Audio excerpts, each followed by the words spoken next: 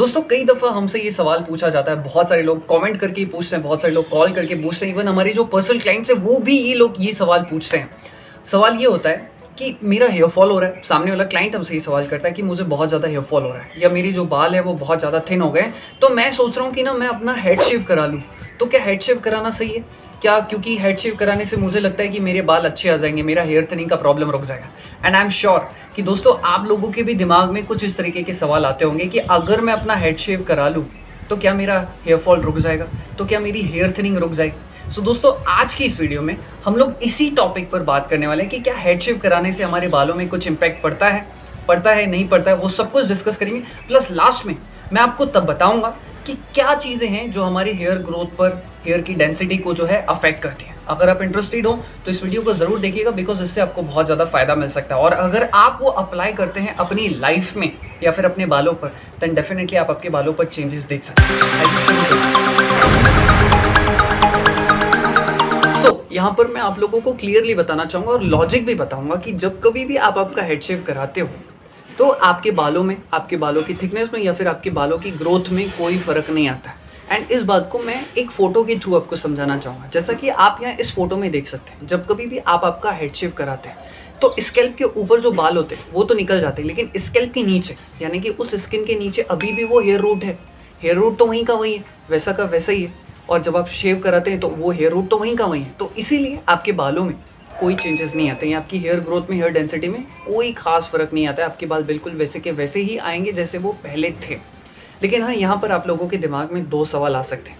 कुछ लोग कहते हैं कि हमें ऐसा लगता है कि जब हम हेड शेव कराते हैं तो हमारे जो बाल है वो पहले से ज़्यादा थिक हो जाते हैं। देखो, ये सिर्फ एक फील है, ये सिर्फ आपका भ्रम है। एक्चुअल में ऐसा बिल्कुल भी नहीं हुआ होता है। रेजर कट के कारण जो है आपको ऐसा लगता है कि आपके बालों की डेंसिटी बढ़ गई है, उनकी थिकनेस बढ़ गई, लेकिन एक्चुअल में ऐसा होता नहीं। दूसरा सवाल यहाँ पर आप लोगों के दिमाग में ये आ सकता है कि जब कभी भी हम हेड शेव कराते हैं तो फिर जो नए बाल आते हैं उनमें जो है ज़्यादा ग्लो होता है, उनमें ज़्यादा शाइन होती है। तो मैं आपको बता दूं कि वो शाइन सिर्फ एक टेम्पररी शाइन है। वो शाइन इसलिए आप लोगों को दिखाई देती है क्योंकि क्या होता है कि जब वो नए बाल आते हैं ना, तो वो जो नए बाल होते हैं उनमें ज़्यादा सनलाइट को लेकर, ज़्यादा पोल्यूशन को लेकर एक्सपोजर नहीं हुआ होता है।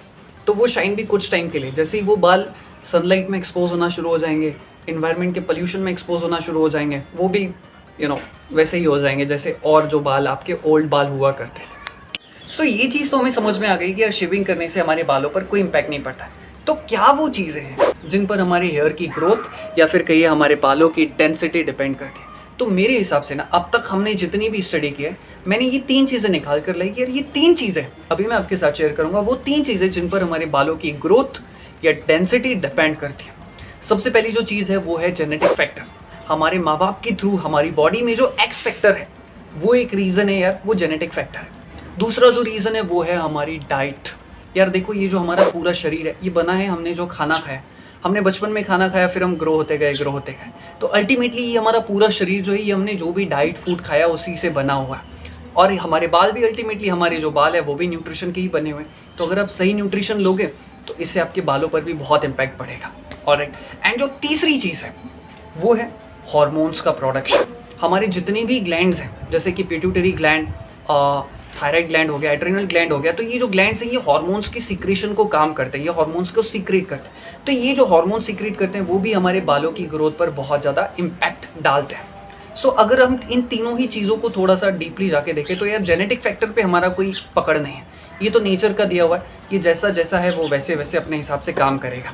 तो यार जेनेटिक फैक्टर पे तो हम अभी कुछ नहीं बोलेंगे। लेकिन जो दूसरी वजह है यानी कि जो डाइट है, हम उस पर कंट्रोल कर सकते हैं। अगर हम हेल्दी फूड्स को अपनी डाइट में शामिल करेंगे, हमारे बालों के लिए कुछ इसेंशियल न्यूट्रिशन होते हैं जैसे कि zinc, calcium, iron, amino acids. And जैसे जैसे हमारी उम्र बढ़ती जाती है हमें एंटीऑक्सीडेंट्स की ज़रूरत पड़ती है, क्योंकि उम्र बढ़ने के साथ साथ हमारी बॉडी में फ्री रेडिकल्स बढ़ जाते हैं और वो फ्री रेडिकल्स हमारे बालों को, हमारे हेयर फॉलिकल्स को ब्लॉक करते हैं। तो ऐसे में आपको आपकी डाइट पर बहुत ज़्यादा काम करने की ज़रूरत है। सो आपको कोशिश करनी चाहिए कि आपको आपकी डाइट में सही मात्रा में न्यूट्रिशन मिले, जिंक मिले, कैल्शियम मिले, आयरन मिले, अमीनो एसिड्स मिले।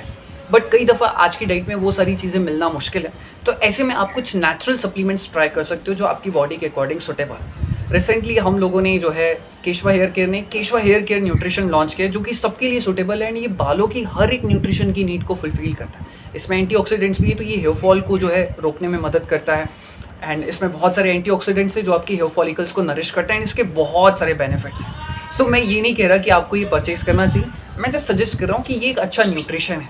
आपको अगर लगता है कि आपकी डाइट में ये सारी चीज़ें नहीं है तो आप इसे इंक्लूड कर सकते हैं। अदरवाइज़ अगर आपको लगता है कि आपकी डाइट बिल्कुल सही, देन इट्स ओके, आपको इसको शामिल करने की ज़रूरत नहीं है। एंड मैं डाइट पर इसलिए भी ज़्यादा जोर दे रहा हूँ बिकॉज हमारी जो हॉर्मोन्स का प्रोडक्शन है ये भी डिपेंड करता है हम कैसा खाना खा रहे हैं, क्योंकि आफ्टर ऑल जो हॉर्मोन्स हैं वो भी तो बने ही हुए न्यूट्रिशन के, तो वो न्यूट्रिशन कहाँ से आएगा? आफ्टर ऑल आपकी डाइट से ही आएगा। अब देखो यार, हॉर्मोन्स का बहुत बड़ा रोल है। मैं इस सिंगल वीडियो में हॉर्मोन्स का और बालों का कनेक्शन जो है बहुत डीपली नहीं बता पाऊँगा। सो मैं कोशिश करूँगा कि अगर आप लोग इंटरेस्टेड हों तो हॉर्मोन्स का और बालों का क्या कनेक्शन है उसके लिए हम एक सेपरेट वीडियो बनाएंगे। Alright, so I am sure कि इस वीडियो के थ्रू मेरी जो कोशिश थी कि मैं आपको बता पाऊँ कि हेयर शेविंग का कोई इम्पैक्ट नहीं होता है एंड क्या चीज़ें जो हमारी हेयर ग्रोथ में एंड थिकनेस को इम्पैक्ट करते हैं। तो आई एम श्योर कि आपको सब कुछ क्लियर हो गया होगा। इसी के साथ इस वीडियो को समाप्त करता हूँ। अगर आप हेयर फॉल से रिलेटेड, हेयर थिनिंग से परेशान है, बाल्डनेस से परेशान है तो आप हमसे इस नंबर पर कॉन्टैक्ट कर सकते हैं। इसी के साथ इस वीडियो को समाप्त करता हूँ। Thank you so much, good bye, take care.